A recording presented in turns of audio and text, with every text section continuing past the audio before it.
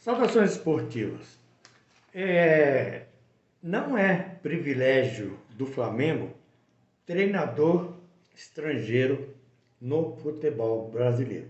O primeiro clube brasileiro a trazer um treinador estrangeiro foi o Vasco da Gama, no final do século XIX, quando ele trouxe Ernesto Santos, que ficou um bom tempo lá.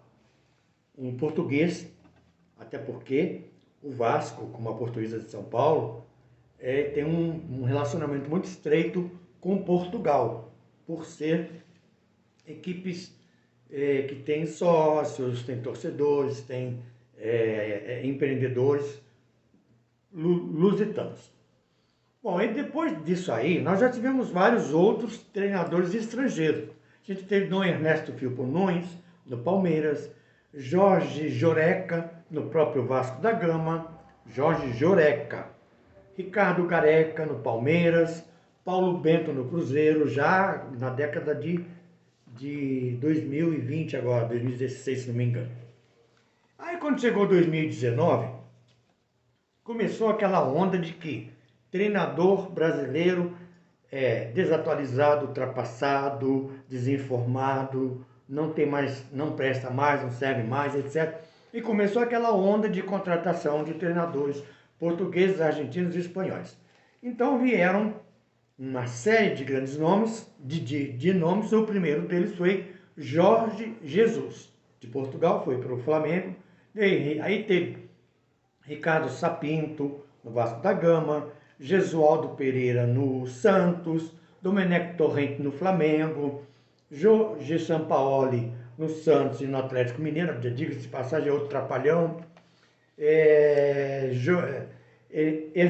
Hernan Crespo no São Paulo, Diego Aguirre no Internacional, Reinaldo Rueda no Flamengo, Rafael Dudamel no Atlético Mineiro. Então começou de 2019 para cá, começou essa onda e esse monte de técnico estrangeiro vieram trabalhar, alguns ficaram, outros não. Hoje nós temos no futebol, na Série A do futebol brasileiro, 9 treinadores estrangeiros.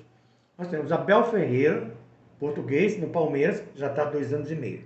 Todo mundo disse que ele não ficava 3 meses, ele está há 2 anos e meio, já ganhou 2 Libertadores, uma Recopa, um Paulista, etc. Vitor Pereira no Corinthians, que por sinal é muito bom. Paulo Souza no Flamengo, que também é bom. Luiz Castro no Botafogo. Estou falando de portugueses, também treinadores competentes. Fabião Bustos no Santos, que não é português, se não me engano, é argentino. Juan Pablo Vojvoda no Fortaleza, já está, se não me engano, há 2 ou 3 anos. Uruguaio naturalizado argentino, ou coisa do gênero. Rodrigo Morínigo no Coritiba, que é paraguaio. Paulo Pesolano no Cruzeiro, que é uruguaio. E o Turco Mohamed no Atlético Mineiro. Hoje são esses 9. Esses 9 treinadores estão fazendo grandes trabalhos. Agora, a estrela do momento é exatamente Jorge Jesus. Esse sim é um trapalhão, não tem outro adjetivo para nominar esse senhor. Esse senhor foi contratado pelo Flamengo a peso de ouro em 2019, ganhou o Brasileiro, Libertadores, Supercopa do Brasil, renovou o contrato e foi embora, foi pro Benfica, deixou o Flamengo na mão. Não ficou no Benfica porque ele não é de nível europeu, ele é de terceira categoria e aqui no Brasil, terceira categoria lá fora é primeira aqui. Lamentavelmente é assim que funciona aqui. E de lá ele fez um péssimo trabalho lá, porque ele já está, esse sim, está desatualizado, desinformado, obsoleto, não tem mais enredo, não tem mais repertório, esse está. E aí foi para a Arábia Saudita. Qual não é a nossa surpresa? Semana passada esse senhor estava assistindo o jogo do Botafogo.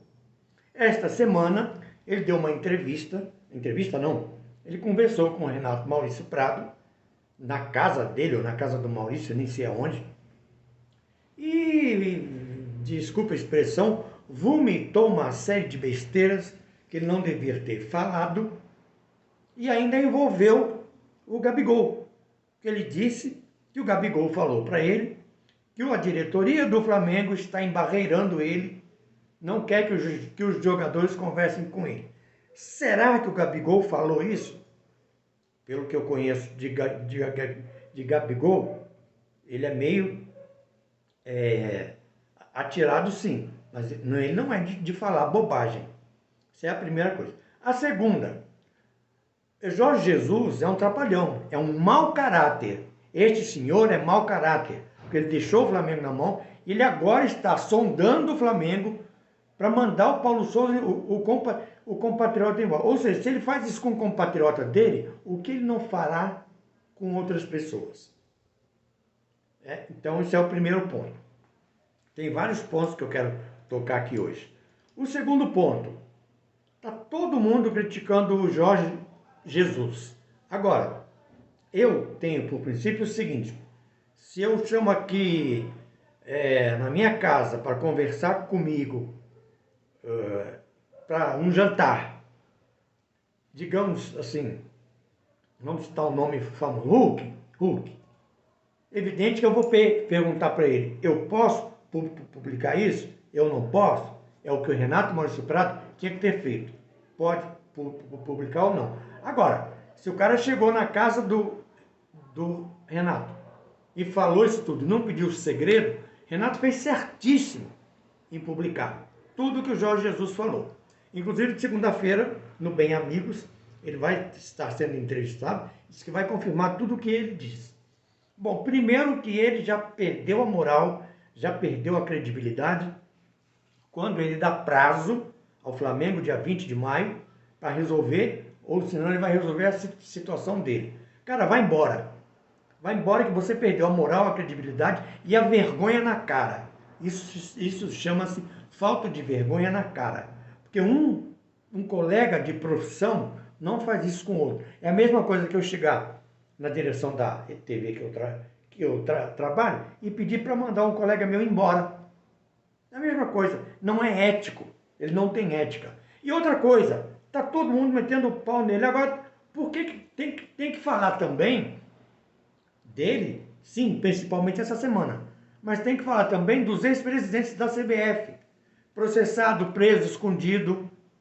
Ricardo Teixeira, José Maria Marinho, Rogério Caboclo, o atual que continua sendo mandado por Marco Polo Del Nero, que está escondido, mas é ele que manda. É ele que manda, é Del Nero que manda. Del Nero foi banido do Palmeiras e banido do futebol, mas ele continua mandando dentro da CBF. E eu tenho prova disso. Eu tenho prova disso. Eu só não. Vários colegas têm prova dessa situação que eu estou falando. Então tem que falar disso também. Agora, a estrela do momento é este senhor. É este indivíduo que sai lá da Conchinchina, onde ele estava, para vir para o Brasil passar férias, licença, sei lá eu, o que ele veio fazer aqui, e vai fazer sombra para um colega num momento em que o cara está tentando se acertar, tentando acertar o time do Flamengo, que não está mal, mas também não está lá essas coisas. Isso é antipático, isso é nojento. A gente reclama do Brasil, que os treinadores fazem, esperam um cair para eles assumirem, mas esse fez pior, porque esse foi pedir a vaga do compatriota dele. Esse cara não é bem-vindo em Portugal, o torcedor do Benfica não gosta dele, o sócio do Benfica não gosta dele, não é bem-vindo na Europa, não tem prestígio na Europa, não tem repertório, como eu disse, é treinador de terceiro mundo na Europa, e aqui ele é de primeiro. Então, ou seja, o lixo da Europa, não estou dizendo que Paulo Souza, Vitor Pereira, Abel Ferreira sejam lixo não, mas aquilo que a Europa considera como terceiro plano, vem para cá e se transforma em primeiro. Não é o caso do Abel Ferreira, não é o caso do Paulo Souza, não é o caso do Vitor Ferreira do Corinthians, não é o caso do que está no Sul, nenhum deles foram considerados. Agora, este Jorge Jesus, ele não tem bom relacionamento, ele não tem boa, como é que eu diria, se estivesse trabalhando numa empresa, referência na Europa. Tanto que ele não está lá. Ele só treinou o Benfica, não treinou em lugar nenhum. E não ganhou nada. Então, é um absurdo que a gente vê hoje. E para mim não será surpresa também, apesar do presidente do Flamengo ter dito hoje que o treinador do Flamengo é o Paulo Souza e não vai sair, não será surpresa se chegar domingo perder do Botafogo, trocarem o técnico porque tem uma sombra atrás dele querendo a vaga dele. Não será surpresa porque no futebol brasileiro tudo é possível, nada é impossível. A gente vê aí, e antigo, eu já vi títulos sendo tirados de clubes por determinação de presidente da antiga CBD. Eu vi quando o coronel Heleno Nunes, que era presidente da CBD, disse numa reunião, não pode deixar o América ganhar, porque se ele ganhar, ele ganha o título, e o Flamengo é o time do povo. Eu vi isso.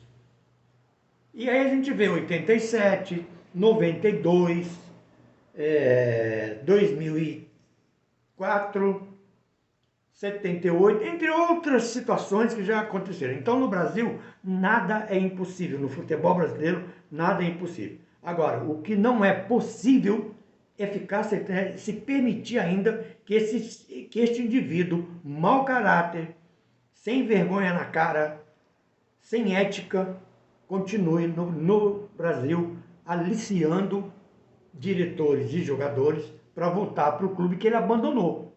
Paz e bem.